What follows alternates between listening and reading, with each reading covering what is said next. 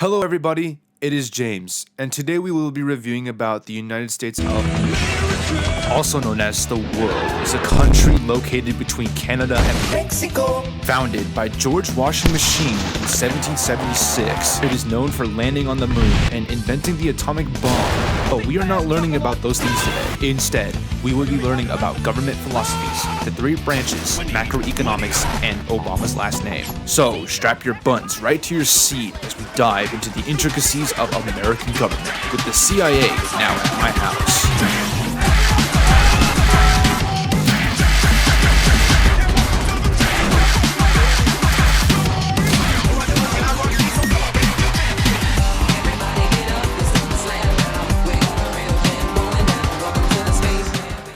Thank you, that took several days to edit that. The first thing we will look at is the three branches of the government. These branches include the legislative, executive, and judicial.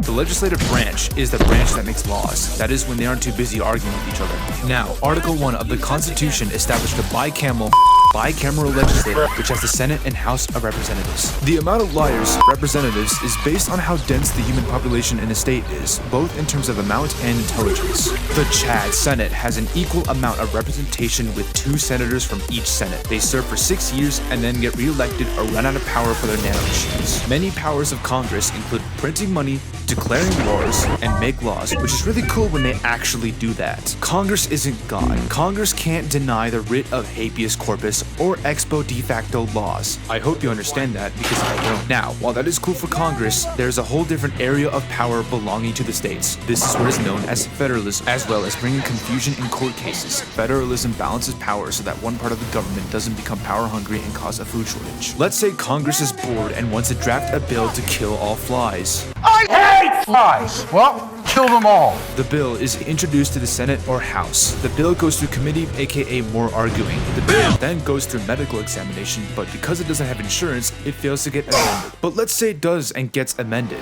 The bill goes to vote where it's either considered based or cringe. Then it goes through more arguing and then goes to the president. If the president is like, "That's cringe," the law is vetoed, but then 2/3 of the Senate could be like, "You're cringe!" And then the president will have to watch all the flies get killed. Imagine a world where the flies can't eat my garbage, because I will. That's a nice claim. Why don't you back it up with a source? My source is that I made it up. What is your argument? I don't know, Senator, but tell it to the judge, and let's get this case.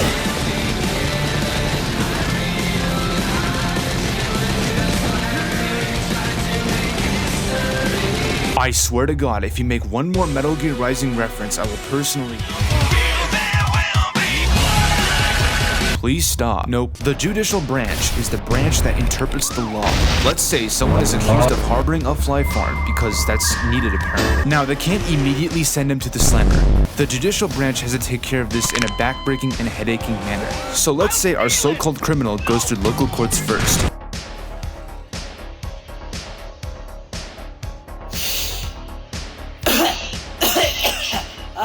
Hi, I've been accused of harboring flies. What is a fly? What? How the fuck? Then she heads over to the state courts. I've been accused of breaking a couple federal laws in the past few days. What is a federal law? Now that you mention it, I'm not exactly entirely sure. So then she flies over to the district courts and courts of appeal, which apparently aren't powerful enough to stop her. Then she heads over to the Supreme Court, which is the highest court among all courts. The court consists of 9 subject judges that serve lifetime appointments. They did this to avoid politics. The opposite happened. Is this the Supreme Court? Nah, this is the Supreme Food Court. May I take your order? I would like one standing court case with a side of justice. Right this way, ma'am. Objection!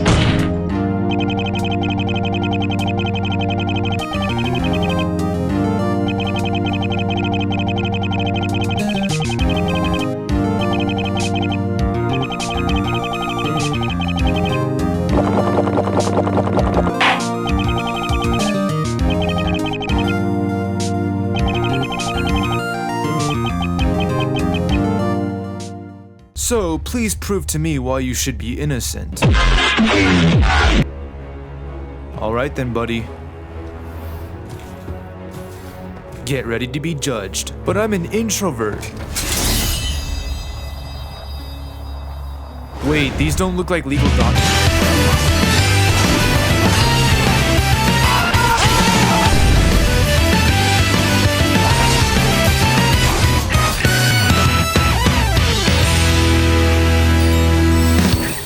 Okay, I'm running off with my innocence. Bye. Changed my mind on this law. Garbage isn't even that tasty anyway. Here's a lollipop for being so brave. See you later. Hey, so, where's the exit? Oh, it's on the left hook. The left what?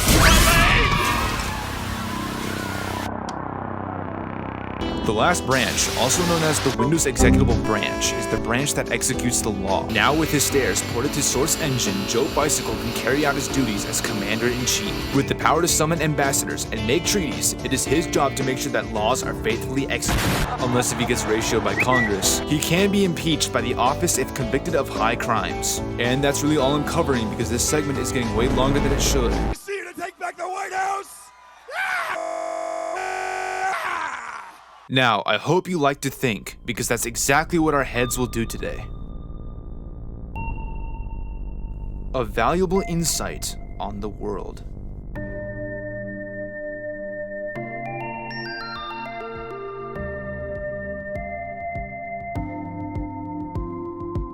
Along with the formation of our government, it came with 3 very important people. And since we're discussing about society, I wonder what jokes I can make today.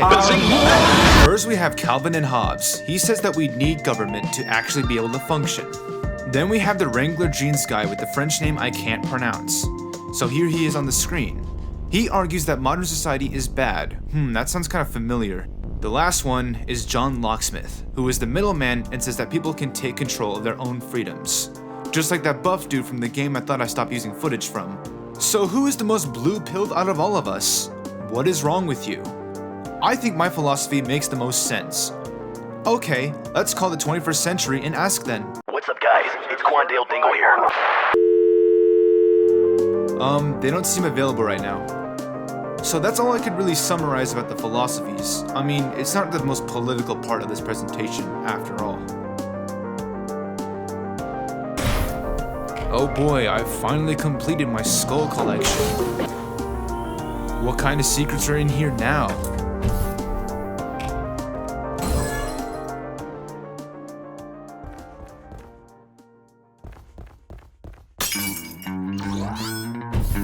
Oh, hello there. It's the IRS. Have you paid your taxes today? No.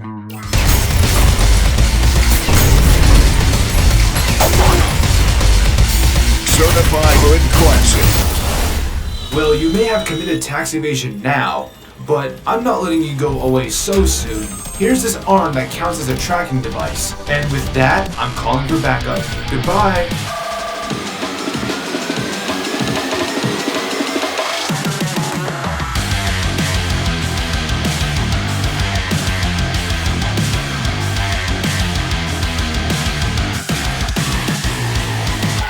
Macroeconomics, also known as the trout population, is the game where the prices go slash dash and crash the economy. Monetary policy makes the word air daily. It is up to us to learn how to pay our bills. Essentially, the economy is a wacky deal, but luckily, with this magical thing called stabilization policy, it can also calm down. Just like a heart rate monitor, the economy has ups and downs and the government stabilizes them. A little concept called monetary policy is basically banking regulation, money printing, and interest rates. These help prevent inflation. This is basically a balance between supply and demand, just like it should be. You know, innovation and engineering, as well as taking huge risks, is what makes up the market. And with that, we'll hope that Jeff Bezos has finally given his employees bathroom breaks. Oh yeah, that's right, the IRS. So, are you here to pay your taxes today? Nah. Well, that's okay. I never really was an IRS agent anyway. I'm a Twitch streamer.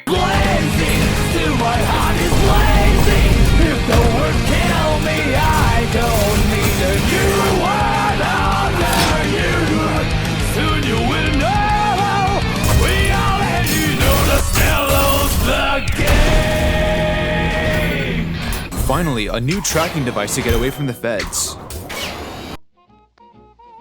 And with that, that's the end of my presentation. I hope you enjoyed watching that as much as I did editing it. Goodbye.